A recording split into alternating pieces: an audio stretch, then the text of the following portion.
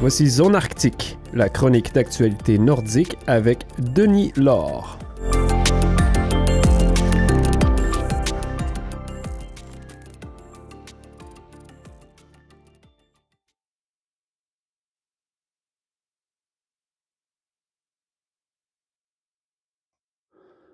Un incident environnemental est survenu à la mine Eagle Gold Mine, située près de Keno, au Yukon, le 24 juin.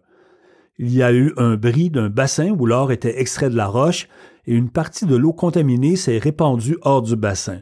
Aucune personne n'a été blessée. En date du 26 juin, les opérations étaient suspendues à la mine, propriété de Victoria Gold Corp. Le ministre de l'Énergie, des Mines et des Ressources naturelles, John Stryker, a fait savoir que plusieurs employés gouvernementaux sont sur le terrain pour évaluer la situation et résoudre le problème. La compagnie a construit des barrages pour retenir l'eau contaminée qui est pompée dans des étangs de rétention. La cause de la rupture du bassin est pour l'instant inconnue. L'eau abreuvant Mayo serait toujours potable. Par voie de communiqué, la chef de la Première Nation Nacho-Niak-Dun, Dana Hope, s'est dite préoccupée par les impacts de la fuite sur l'environnement et la faune. Le Comité international des Jeux d'hiver de l'Arctique accordera au Nunavik le statut de membre permanent à partir du 1er janvier 2025. Ce statut permettra à la région du nord du Québec de participer aux sports d'équipe, d'envoyer un plus grand contingent d'athlètes aux Jeux et d'être l'hôte de ceux-ci. Il permettra également au Nunavik de participer au processus décisionnel. Le coordonnateur aux Jeux d'hiver de l'Arctique pour le Nunavik, Philippe Chiasson, commente la décision. Primordialement, cette annonce, c'est vraiment donner l'opportunité aux sportifs de la région d'aller sur une scène pas seulement régionale, mais internationale. Puis aussi, c'est la chance de pouvoir voyager, la chance d'échanger des cultures aussi, puis de performer dans le sport. Puis c'est juste d'offrir aussi une plus grande visibilité pour la région. Jusqu'à présent, le statut d'invité du Nunavik ne lui permettait d'être représenté que dans des épreuves individuelles et de rares sports collectifs comme les Jeux d'Aînés et Inuit. Pour avoir le statut de membre permanent, il faut entre autres pouvoir être en mesure d'accueillir les Jeux chez soi, sinon en binôme avec un autre membre. Les prochains Jeux d'hiver de l'Arctique auront lieu à Whitehorse en 2026. Dans les sports d'équipe, le Nunavik pourrait notamment y être représenté au hockey et au volleyball qui connaît un grand essor depuis une décennie. La première conférence arctique de gestion des urgences se tiendra en Norvège du 18 au 20 mars 2025. L'événement est organisé dans le cadre d'une rencontre du Conseil de l'Arctique. Pour les organisateurs, des dynamiques arctiques comme les températures extrêmes, les ressources et les infrastructures limitées compliquent la gestion des urgences. Simultanément, les conditions sociales et environnementales changeantes provoquent des risques émergents et une augmentation de la fréquence des incidents et des désastres potentiels. La conférence se veut une plateforme pour les discussions, les échanges d'informations et l'avancement des travaux de gestion d'urgence. L'Alliance des femmes de la francophonie canadienne donnera cet automne des ateliers de récits aux femmes immigrantes du Nunavut, des territoires du Nord-Ouest et de Terre-Neuve et Labrador. Les textes qui naîtront de ces ateliers seront compilés dans un recueil disponible en version PDF via le site web de l'AFFC et en format papier. La directrice générale de l'Alliance, Soukaina Boutieb.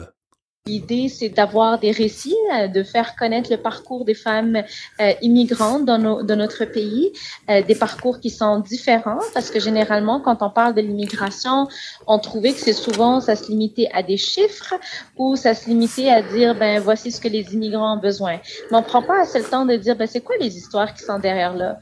Puis sachant aussi que les femmes immigrantes sont des personnes clés dans nos communautés, donc on voulait faire connaître ces histoires, ces défis, leur résilience. Donc souvent, les récits qu'on a vus, il y a autant des touches d'humour ou que de tristesse. Donc vraiment, ça démontre ces parcours-là que c'est important de le reconnaître. Les ateliers sont gratuits et durent une journée. La date limite de l'inscription est le 5 juillet.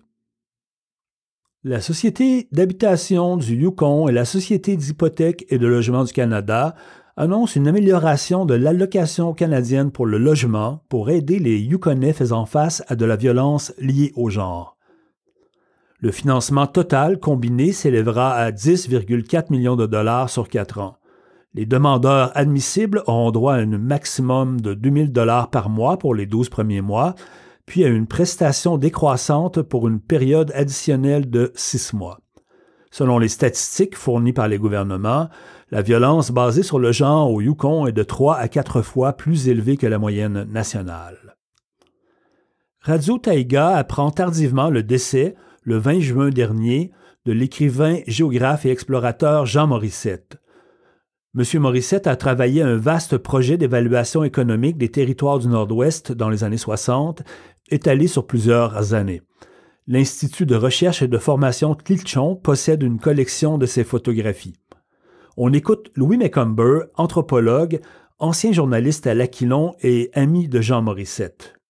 Alors, le géographe Jean Morissette, c'est un habitué, un amoureux du Nord. La première fois qu'il est allé, c'était en 1956, je crois. Il est monté jusqu'à l'île d'Ellesmere, à Grise Fjord, sur un brise-glace canadien, le McLean's. Mais Jean a beaucoup travaillé sur le monde autochtone, particulièrement dans la vallée du Mackenzie, où il s'est rendu en 66 pour le ministère des Affaires indiennes. Il a laissé 2 livres, d'ailleurs. Il s'est intéressé beaucoup à la question métisse, qui est un thème central de son œuvre.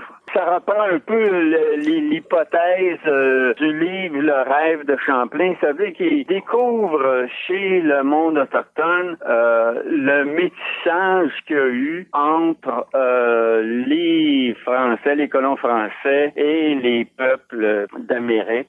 Né en 1940, Jean Morissette est l'auteur de plusieurs livres, dont Sur la piste du Canada errant, Les chiens s'entredévorent, Chants polaires et, comme co-auteur avec Dean Lauder et Éric Waddell, Vision et visage de la Franco-Amérique. Plusieurs médias à travers la planète rapportent que la Russie aurait testé son nouveau sous-marin à propulsion nucléaire Arkhangelsk dans la mer Blanche. Lancé en novembre 2023, l'Arkhangelsk est muni d'une variété d'armes avancées dont des missiles supersoniques Zircon.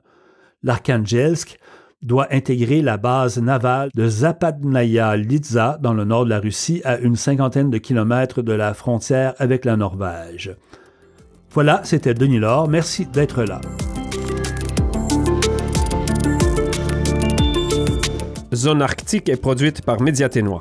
Retrouvez toutes les capsules sur le site web media-union.ca ou suivez-nous en mode balado sur toutes les plateformes de diffusion.